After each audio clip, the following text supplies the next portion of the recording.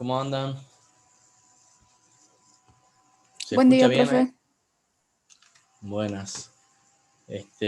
Bueno, comencemos. Todavía están entrando.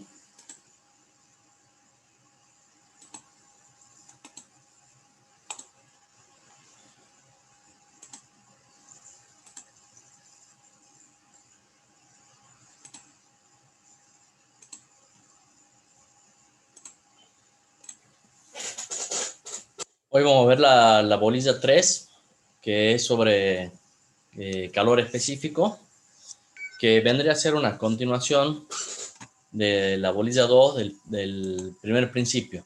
Ya vamos a ver ahora que con el calor específico podemos calcular las variables que hemos visto en el trabajo práctico, ¿no? Bueno, habíamos dicho que el calor no era una función de estado. ¿Se acuerdan? Hemos definido el calor Q como,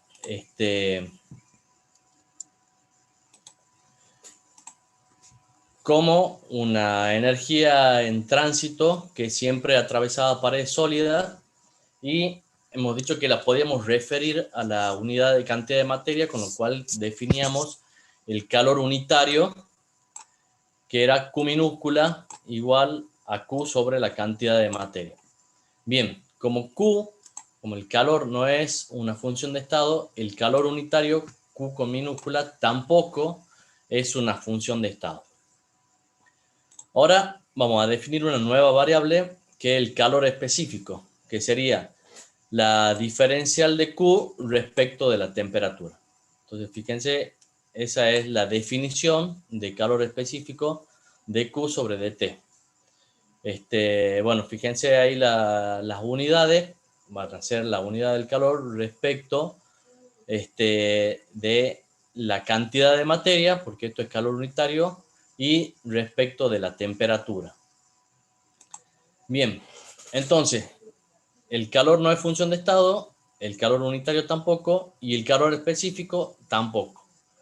Pero si nosotros definimos un camino determinado para una transformación, entonces podemos hacer que ese calor sea una función de estado.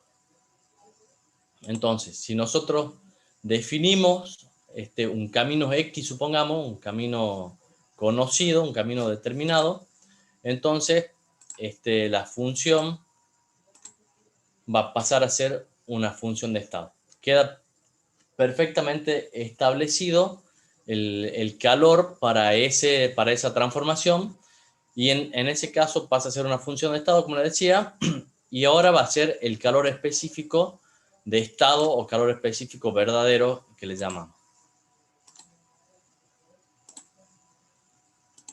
Entonces, fíjense, ahora la definición de calor específico. Hemos dicho, el calor específico es dQ sobre dt. Ahora el calor específico de estado, o calor específico verdadero también se le llama, es dQ para el determinado camino X respecto de t. Entonces, fíjense en este gráfico que tenemos acá, cualquiera de estas curvas puede ser una variación de camino, una variación de calor, y va a tener una variación de temperatura. Pero si yo determino un camino particular, entonces va a estar perfectamente conocido el calor para ese camino. Fíjense que matemáticamente, si esta es una gráfica QT, y este es el camino X que hemos determinado, el calor específico Cx vendría a ser la tangente en ese punto, ¿no? Bien, veamos entonces para qué nos sirve esto de la definición de calor específico. ¿Para qué han usado ustedes el calor específico? Ya lo han visto en física, entonces me pueden contar en qué lo han usado el calor específico. Lo escucho. ¿Cuándo usaban calor específico en física? ¿Alguien me puede dar un ejemplo? Para calcular el calor. Bien, para calcular el calor, por ejemplo, ¿cuándo?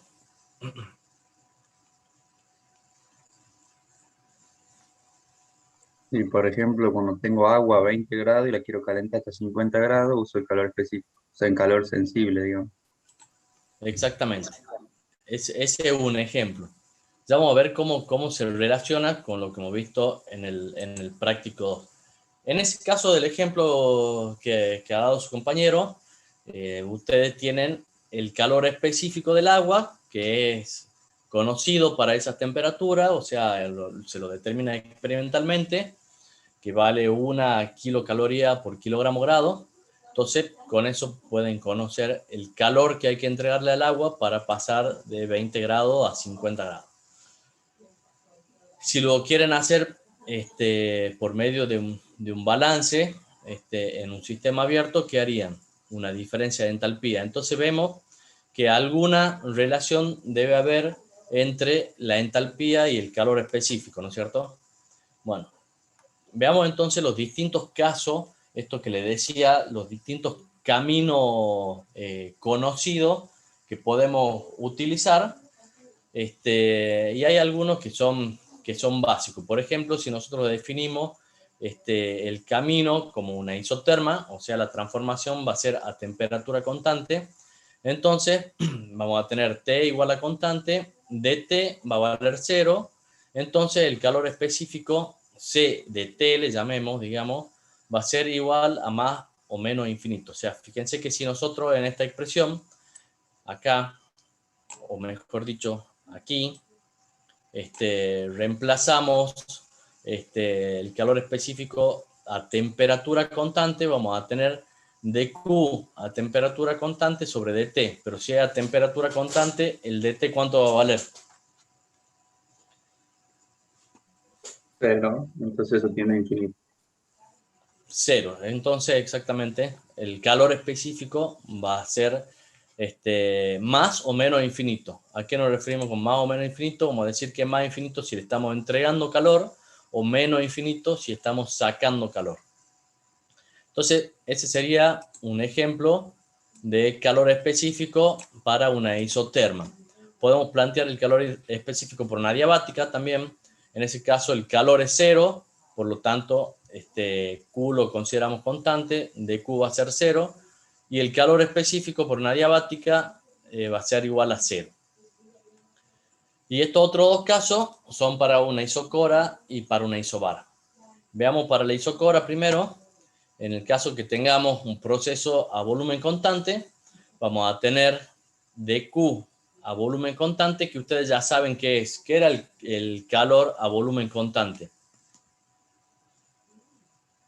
¿Se acuerdan? Hemos dicho que se queden La con la energía definición interna.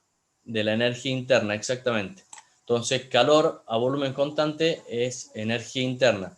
Entonces vemos que acá dQ a volumen constante es igual a dU.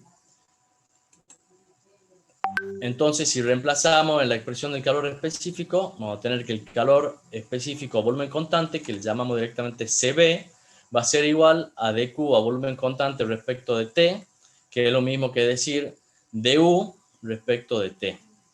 Y fíjense que la diferencial de energía interna va a depender.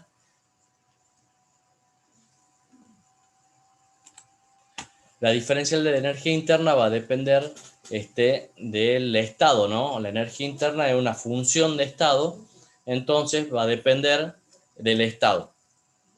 Y el estado, si estamos hablando de sustancia pura, lo caracterizamos por tres variables que son la presión, el volumen y la temperatura.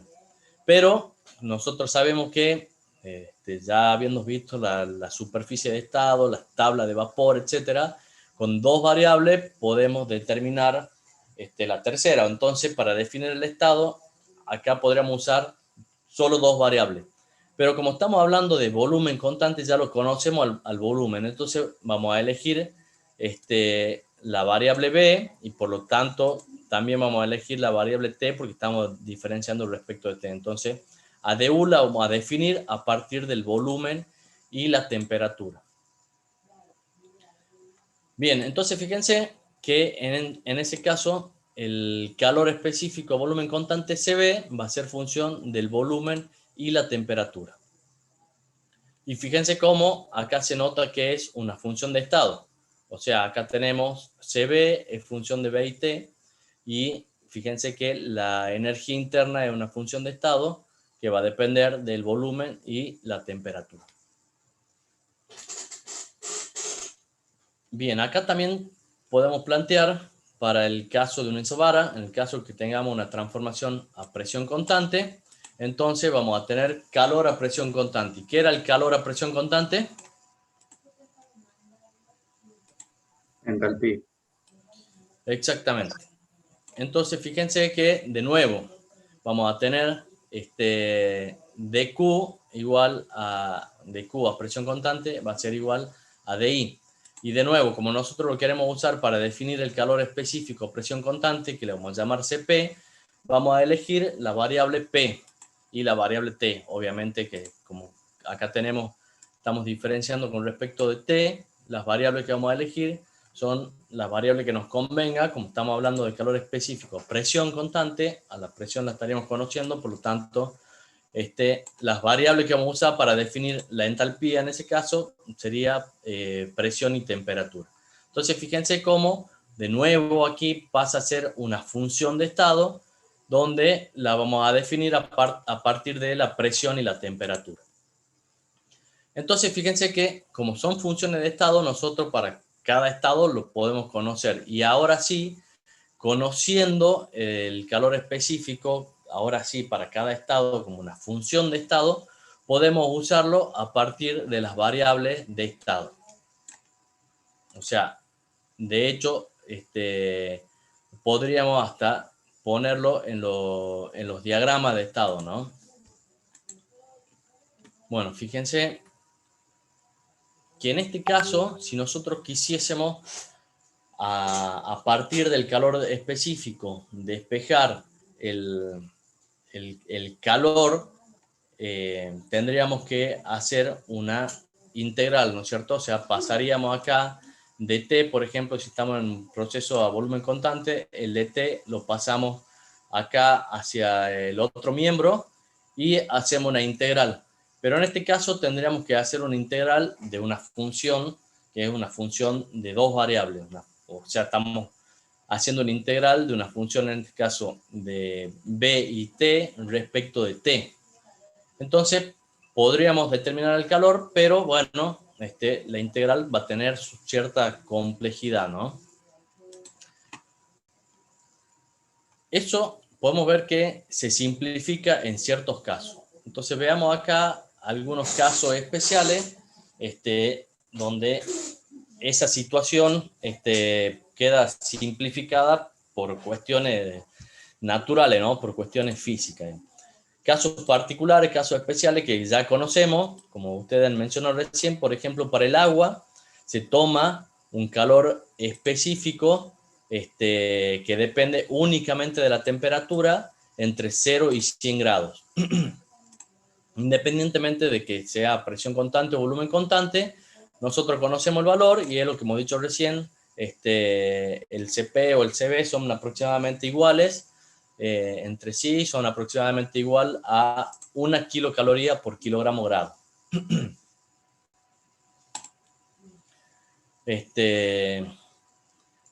Para aire a presión atmosférica y hasta 100 grados también se puede considerar el calor específico como variable únicamente de la presión,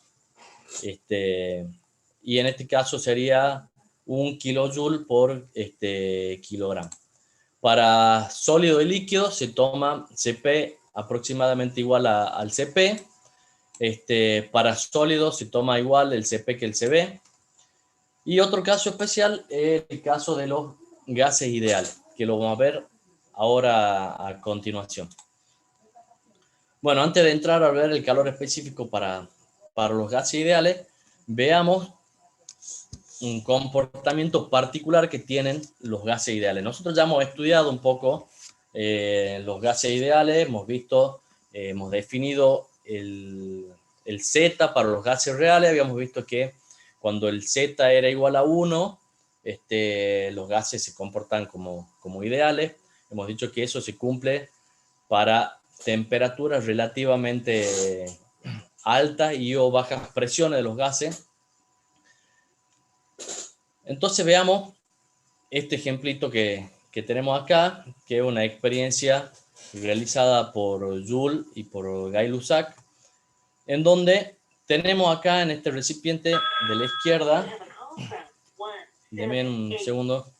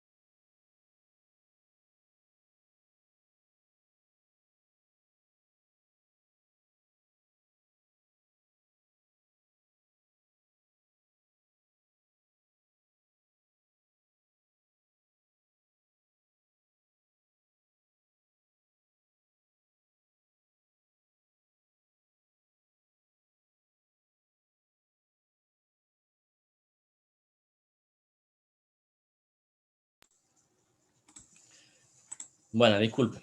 Entonces le decía que en este ejemplo tenemos acá a la izquierda un recipiente que tiene un gas y a la derecha tenemos un recipiente vacío. Esto está aislado térmicamente, tiene una pared adiabática y acá tenemos una válvula. ¿Qué piensan ustedes que va a pasar si nosotros abrimos la válvula? ¿Qué va a pasar con el gas que está en el recipiente de la izquierda? Con la presión inicial y una temperatura inicial PI y TI.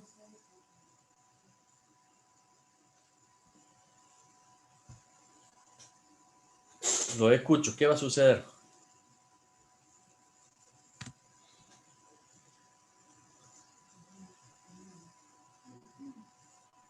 Se va a expandir hasta ocupar parte del otro recipiente también, para igualar las Bien, presiones. exactamente, se va a expandir hasta que se igualen las presiones, pero ¿qué va a pasar con las temperaturas? Va a cambiar la temperatura que tiene esto al principio con la temperatura cuando llegue acá al final. Tendría que Se va a bajar la calentar, temperatura. se va a enfriar, va a ser la misma. ¿Qué opinan?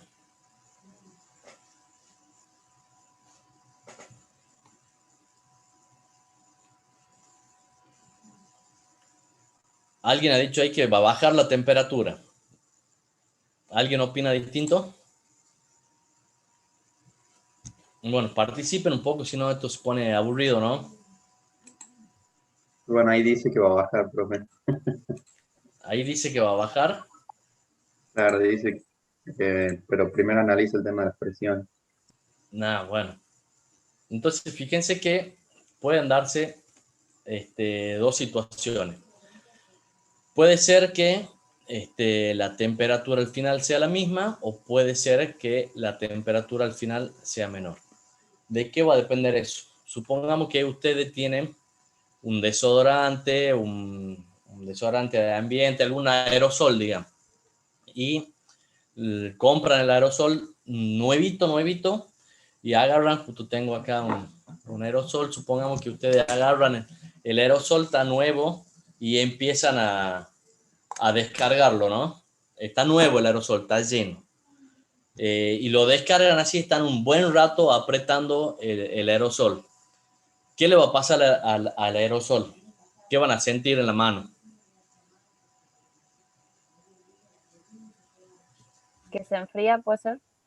Exactamente, puede ser que se enfríe, o sea, si lo tienen al aerosol nuevo, nuevo, recién comprado, que está lleno, y lo descargan un rato largo, van a sentir que el aerosol se enfría.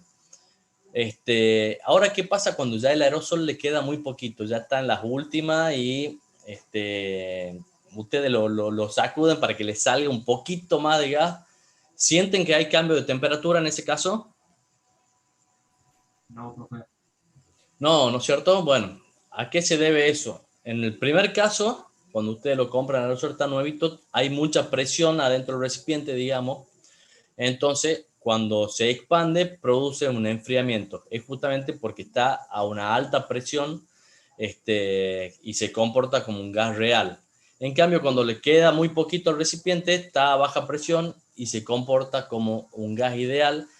Y la temperatura final va a ser la misma que la temperatura inicial. Entonces, fíjense, cuando se comporta el gas como ideal, la temperatura inicial y final es la misma. O sea que en esta experiencia sería independiente de la temperatura. Entonces, si ahora analizamos la energía interna, fíjense que cuando estamos hablando de gas ideal, si nosotros analizamos la energía interna específica, y acá no ha cambiado la temperatura, fíjense que sería como independiente de la temperatura, ¿no es cierto? Perdón.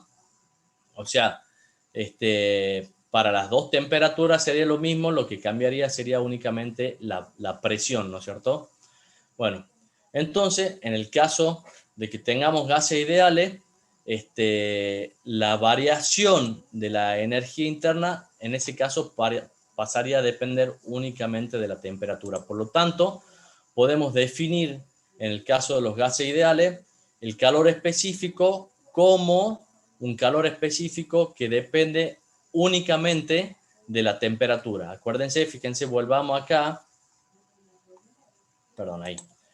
En este caso, el calor específico, como estamos hablando de energía interna, vamos a hablar del calor específico a volumen constante, que lo sacábamos con la diferencia de energía interna respecto a la temperatura, pero era una función, fíjense, de dos variables, de B y de T.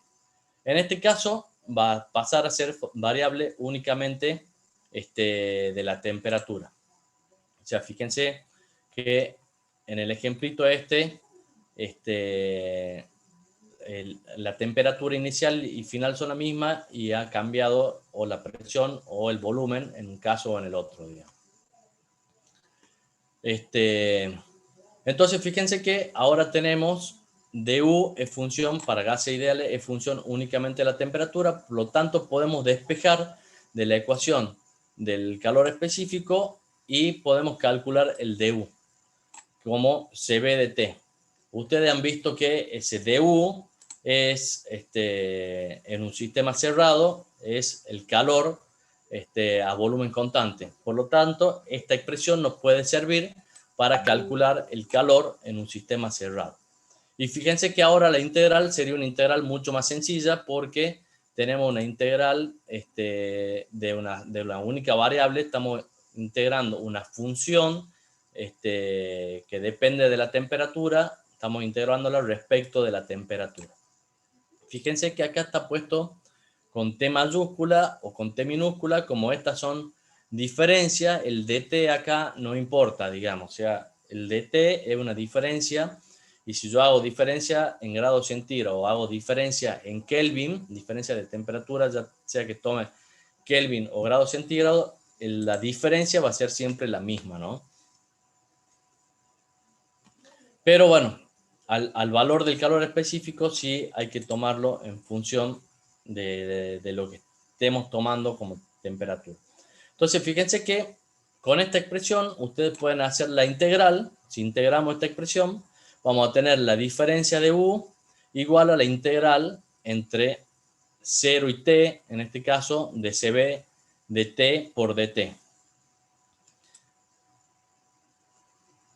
Bien, esta expresión, como les decía, nos permite calcular el calor en un sistema, pero al mismo tiempo, si nosotros definimos la energía interna para el estado 0, podemos calcular la energía interna para cualquier estado. Supongamos que nosotros tomamos que la energía interna para el estado de referencia vale 0 y que el estado de referencia es a 0 grados. Entonces,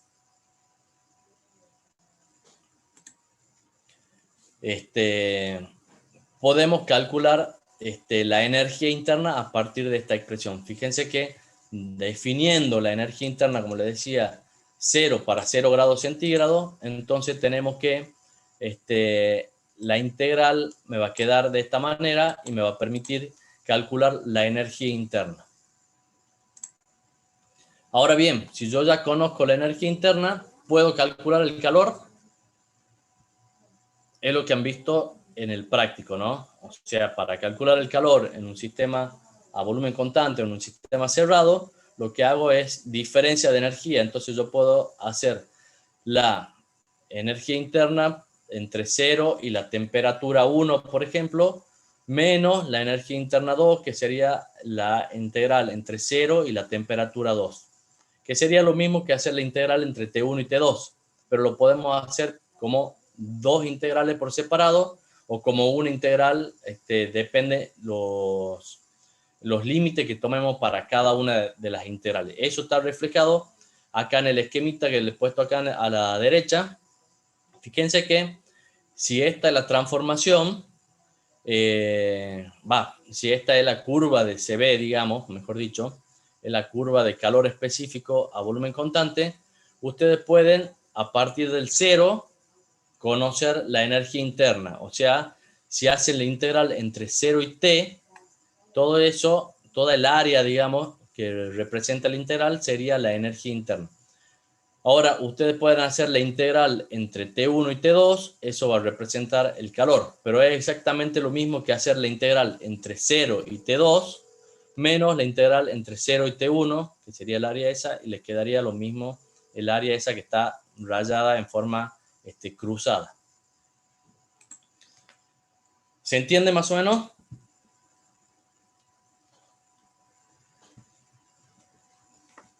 Profe, puede ser que la referencia de la energía interna está al revés, digamos. O sea, las rayitas la hace hacia la izquierda, las diagonales, digamos. Y es todo el área. A ver, de 0 a t, sí, esto me da acá, está al revés, tenés razón. Esto tendría que estar rayado para el otro lado. Y el Q1, 2 debería ser la cuadrícula, digamos, ¿no? La cuadrícula, así es. Gracias por la observación, ya lo vamos a cambiar. Bien. Entonces, se ve que lo han entendido, está bueno. Bueno, esto lo hemos planteado para el caso de tener un sistema a volumen constante. Entonces usábamos CB, que decíamos que venía de la expresión de calor a volumen constante, que es la energía interna, y hemos visto en el ejemplito de Gay-Lussac que la energía interna para gases ideales dependía únicamente de la temperatura, ¿no? Ahora veamos qué pasa en un sistema a presión constante. Bueno, esto es el resumen de lo que les decía recién, ¿no? Bueno, como les decía, en un sistema a presión constante lo que vamos a usar es la entalpía. Entonces, veamos qué va a pasar con la entalpía en el caso de los gases ideales. Para los gases ideales hemos dicho que la energía interna, por el ejemplo que hemos visto recién, dependía únicamente de la temperatura.